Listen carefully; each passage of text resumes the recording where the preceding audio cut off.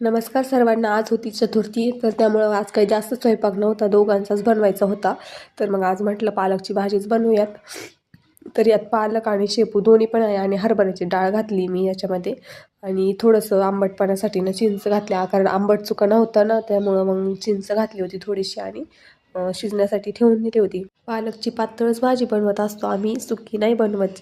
जास्त करून पातळच बनवली जाते आमच्याकडे भाज्या.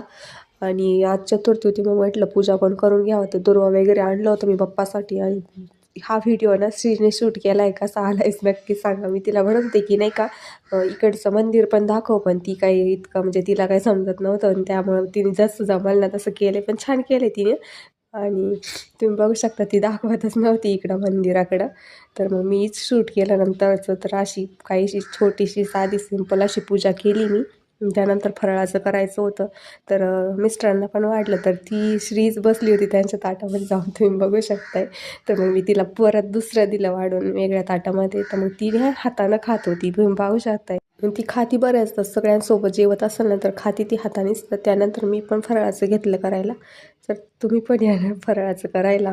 आवाज काय अजून माझा ठीक नाही झाला, सर्दी आहे अजून पण, त्यामुळं असा आवाज काय क्लिअर येणार नाही. आणि त्यानंतर परत काही कामं संपतच नाही. दळण करायचं होतं तर मग घेतलं दळण करायला.